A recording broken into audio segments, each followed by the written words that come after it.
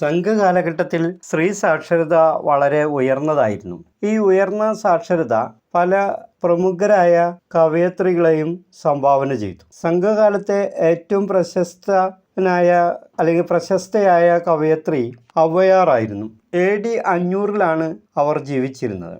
പ്രാചീന സംഘകാലഘട്ടത്തിൽ ശൈശവവിവാഹം ഉണ്ടായിരുന്നില്ല. പ്രായപൂർത്തിയായതിനു ശേഷം വിവാഹം എന്നതായിരുന്നു സാധാരണ നിയമം. വിധവ പുനർവിവാഹം അനുവദിച്ചിരുന്നു. ഗാന്ധർവ വിവാഹ സമ്പ്രദായം നിലനിന്നിരുന്നു.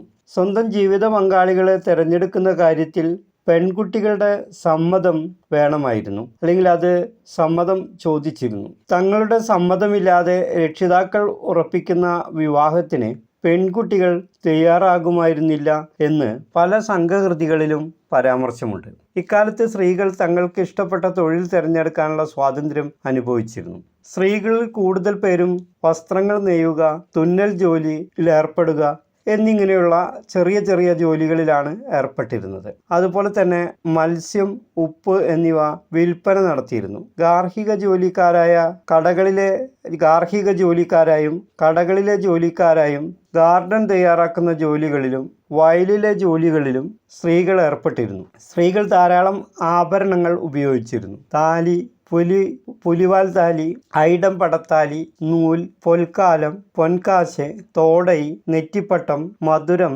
ചുട്ടി, വള, കുഴൽ എന്നീ ആഭരണങ്ങളെക്കുറിച്ച് സംഘകാല കൃതികളിൽ പരാമർശമുണ്ട്. സ്ത്രീകൾ കോട്ടൺ, സിൽക്ക്, കമ്പിളി വസ്ത്രങ്ങൾ ഉപയോഗിച്ചിരുന്നു. സംഗീതവും നൃത്തവുമായിരുന്നു അവരുടെ പ്രധാന വിനോദം. കാവ്യരചന പ്രധാന തൊഴിലാക്കിയ കവികളും കവയത്രികളും സംഘകാലത്ത് ഉണ്ടായിരുന്നു. അവർക്ക് സമൂഹത്തിൽ നിന്നും ഉയർന്ന ആദരവും ലഭിച്ചിരുന്നു. മതപരമായ ആചാരങ്ങൾ ദ്രാവിഡ രീതിയിൽ ഉള്ളവയായിരുന്നു. ഈ ആചാരങ്ങൾ ഏതെങ്കിലും പ്രത്യേക മതത്തിൻ്റെ ഭാഗമായിരുന്നില്ല. പൂർവികരെ ആരാധിക്കുന്ന രീതി വളരെ മുമ്പ് തന്നെ പ്രചാരത്തിലുണ്ടായിരുന്നു. യുദ്ധദേവതയായ കൊറ്റവയായിരുന്നു പ്രധാന ആരാധനാമൂർത്തി. കള്ളും മാംസവുമായിരുന്നു പ്രധാന നിവേദ്യം. രാജാക്കന്മാരും സാധാരണ ജനങ്ങളും ഇവയെല്ലാം സമർപ്പിച്ചിരുന്നു. ഹിന്ദുമതവും ജൈനമതവും ബുദ്ധമതവും ഈ കാലഘട്ടത്തിൽ നിലനിന്നിരുന്നു. ഓരോ മതത്തിലും അവരുടേതായ അനുയായികളും അവരുടേതായ ആചാരങ്ങളും ഉണ്ടായിരുന്നു.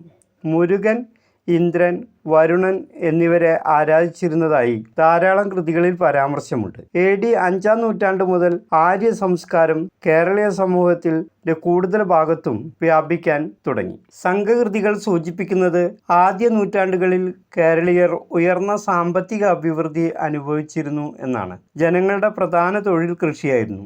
കൃഷിഭൂമി വളരെ ഫലഭൂയിഷ്ഠമായിരുന്നു. ധാരാളം ധാന്യങ്ങളും ഇവിടെ വിളഞ്ഞിരുന്നു. ചേരനാട് ചക്കപ്പഴത്തിനും കുരുമുളകിനും പുളിക്കും കീർത്തി കേട്ടിരുന്നു. വിവിധ തരം കാർഷിക ജോലികളെക്കുറിച്ച് സംഘകൃതികളിൽ സവിസ്തരം പ്രതിപാദിക്കുന്നുണ്ട്. സംഘകാലത്ത് സ്വകാര്യ സ്വത്ത് സമ്പ്രദായം നിലനിന്നിരുന്നു. എന്നിരുന്നാലും ഓരോ ഗ്രാമത്തിലും പൊതുവായ പുൽമേടുകളും മേൽച്ചിപ്പുറങ്ങളും ഉണ്ടായിരുന്നു. പൊതു തൊഴുത്തുകളും ഉണ്ടായിരുന്നു. കാർഷിക ഉപകരണങ്ങൾ ഇരുമ്പുകൊണ്ട് നിർമ്മിക്കപ്പെട്ടവയായിരുന്നു. അവയുടെ ഉപയോഗം സർവ്വസാധാരണമായിരുന്നു. അരിവാൾ, നുകം, കോടാലി എന്നീ പദങ്ങൾ സംഘകൃതികളിൽ കാണാൻ കഴിയും. സംഘകാലഘട്ടത്തിൽ കേരളത്തിന് വിദേശ രാജ്യങ്ങളുമായി വ്യാപാര വാണിജ്യ ബന്ധം ഉണ്ടായിരുന്നു. കുരുമുളകും സുഗന്ധവ്യഞ്ജനങ്ങളുമായിരുന്നു പ്രധാന വ്യാപാര വസ്തുക്കൾ. ഇവ കൂടാതെ ആനക്കൊമ്പ് കൊണ്ടുള്ള കരകൗശല വസ്തുക്കൾ, വിലപിടിപ്പുള്ള കല്ലുകൾ, മുത്തുകൾ എന്നിവയും കേരള തീരത്തു നിന്നും കയറ്റി അയച്ചിരുന്നു. സംഘകാലഘട്ടം കേരളത്തിൻ്റെ പ്രബുദ്ധതയുടെ കാലഘട്ടം കൂടിയായിരുന്നു. അതിൻ്റെ തെളിവാണ് സംഘകൃതികൾ. സംഘം എന്ന പദത്തിൻ്റെ സാഹിത്യപരമായ അർത്ഥം അക്കാഡമി എന്നാണ്. ട്രാവൻകൂറിനെ വഞ്ചി നാട് എന്നാണ് വിളിച്ചിരുന്നത്. വഞ്ചി ഭൂമി എന്നും ഈ പ്രദേശം അറിയപ്പെട്ടിരുന്നു. കേരളത്തിൻ്റെ പല സ്ഥലങ്ങളിലും വഞ്ചി എന്ന നാമത്തിൽ അറിയപ്പെട്ടിരുന്നു. ചേര രാജാക്കന്മാർ അവരുടെ പേരിനോടൊപ്പം പിതാവിൻ്റെ പേരും മാതാവിൻ്റെ പേരും ചേർത്തിരുന്നു. മക്കത്തായി സമ്പ്രദായമാണ് അവർ പിന്തുടർന്നിരുന്നത്.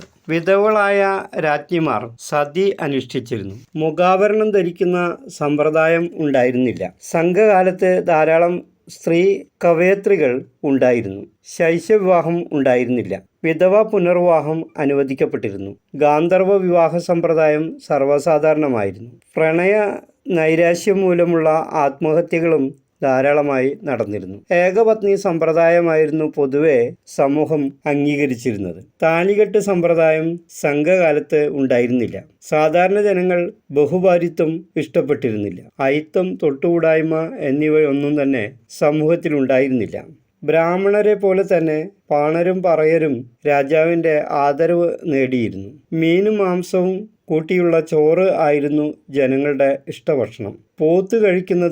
പോത്തിറച്ചി കഴിക്കുന്നതിന് വിലക്കുണ്ടായിരുന്നില്ല. രാജാവും പ്രജകളും ചാരായവും വിദേശ വൈനും ഉപയോഗിച്ചിരുന്നു. സ്ത്രീകൾ മുനീർ എന്ന ലഹരി പാനീയം ഉപയോഗിച്ചിരുന്നു.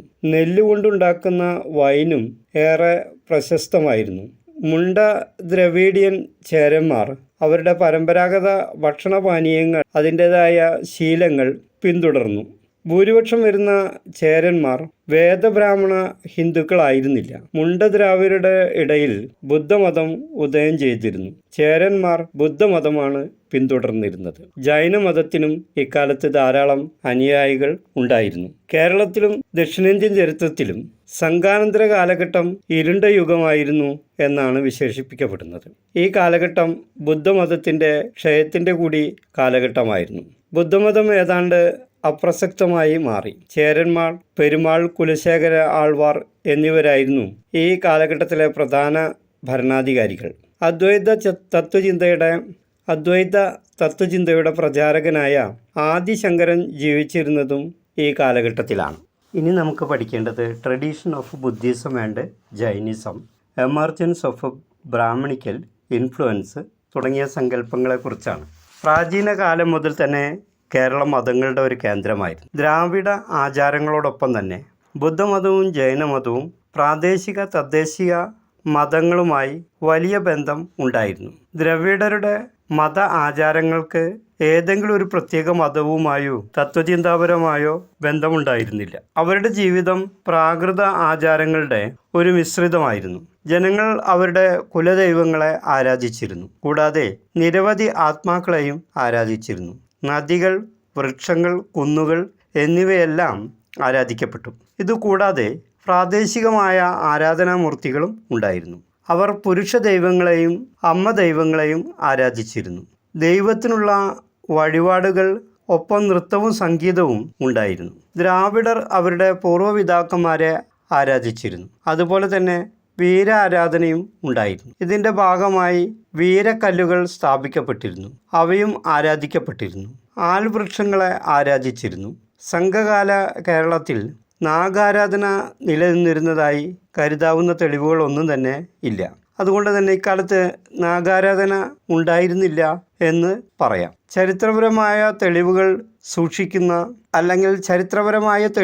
സൂചിപ്പിക്കുന്നത് ക്രിസ്താബ്ദത്തിൻ്റെ തുടക്കത്തിൽ തന്നെ ഉത്തരേന്ത്യയിൽ നിന്നും ബുദ്ധമതവും ജൈനമതവും കേരളത്തിലും എത്തിയിരുന്നു. അതേസമയം ഇവിടുത്തെ ജനങ്ങൾ പ്രാകൃത ദ്രാവിഡ ആചാരങ്ങൾ ആചരിക്കുകയും ചെയ്തു. സമൂഹത്തിലെ ഭൂരിപക്ഷം ജനങ്ങളും ഇവ പിന്തുടർന്നിരുന്നത് അവരുടെ പ്രാദേശികമായ പ്രത്യേക സാംസ്കാരിക ജീവിത രീതികളായിരുന്നു എന്നതിന് സംഘകാല കൃതികളിൽ തന്നെ തെളിവുകളുണ്ട്.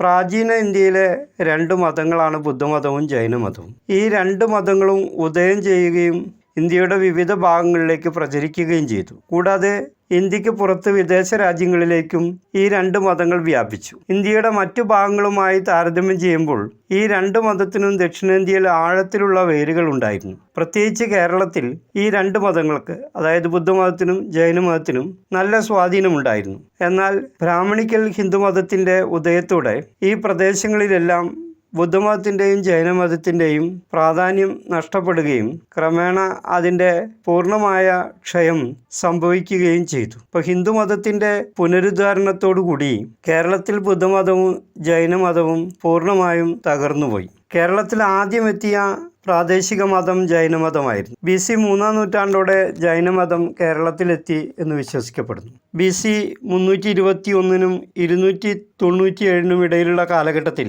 ഉത്തരേന്ത്യയിൽ ഭരണം നടത്തിയിരുന്ന ചന്ദ്രഗുപ്ത മൗര്യൻ്റെ സിംഹാസന ആരോഹണത്തിൻ്റെ 25-ാം വാർഷികാഘോഷത്തിൻ്റെ ഭാഗമായി അദ്ദേഹം സിംഹാസനം ഉപേക്ഷിക്കുകയും മൈസൂരിലെ ശ്രവണബൽഗോളയിൽ എത്തി അദ്ദേഹത്തോടൊപ്പം തന്നെ പ്രധാന ജൈന ആചാര്യനായ ഭദ്രബാഹുവും മൈസൂരിലെത്തി എന്ന് വിശ്വസിക്കപ്പെടുന്നു. ചന്ദ്രഗുപ്ത മൗര്യനെ ജൈനമതത്തിലേക്ക് ആകർഷിച്ചതും ക്ഷണിച്ചതും ഭദ്രബാഹു ആയിരുന്നുവെന്ന് ജൈനമത വിശ്വാസികൾ വിശ്വസിക്കുന്നു. ചന്ദ്രഗുപ്ത മൗര്യൻ ശ്രവണബൽഗോള മാത്രമേ സന്ദർശിച്ചുള്ളൂ. എന്നാൽ അദ്ദേഹത്തിന്റെ അനുയായികൾ ദക്ഷിണേന്ത്യയിലെ വിവിധ പ്രദേശങ്ങൾ സന്ദർശിക്കുകയും ചെയ്തു. പ്രാചീന കേരളത്തിൽ നിരവധി ജൈനമത ആരാധനാലയങ്ങൾ നിലനിന്നിരുന്നു. അവയിൽ കുറച്ച് ക്ഷേത്രങ്ങൾ ഇപ്പോഴും നിലനിൽക്കുന്നുണ്ട്. പക്ഷേ ഇപ്പോൾ അവയിൽ കൂടുതൽ ക്ഷേത്രങ്ങളും ഹിന്ദുമത ക്ഷേത്രങ്ങളാണ്. അത്തരമൊരു പരിവർത്തന പ്രക്രിയ നടന്നു. മതിലകം ഒരു പ്രശസ്തമായ ജൈനമത ക്ഷേത്രമായിരുന്നു. അതുപോലെ തന്നെ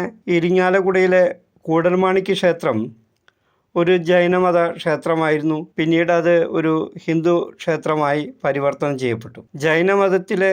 ജൈനമതത്തിൻ്റെ തകർച്ചയുടെ കാലഘട്ടത്തിലാണ് ഇത്തരത്തിലുള്ളൊരു മാറ്റം സംഭവിച്ചത്. കൂടൽമാണിക്യ ക്ഷേത്രത്തിലെ പ്രധാന ദേവനെ പ്രതിഷ്ഠിച്ചത് ജൈനമത ആചാര്യനായ ബൃഹദേശ്വരനാണെന്ന് ജൈനമത വിശ്വാസികൾ വാദിക്കുന്നു. പ്രതിഷ്ഠ ഒരു ജൈന ദിഗംബരൻ്റേതാണെന്നും അവർ വിശ്വസിക്കുന്നു. ജൈനമത സന്യാസിമാരുടെ പ്രതിമ ശ്രവണബൽഗോളയിലും സ്ഥാപിക്കപ്പെട്ടിട്ടുണ്ട്. അവയിൽ പലതും ഇന്നും അവിടെ സ്ഥിതി ചെയ്യുന്നുമുണ്ട്.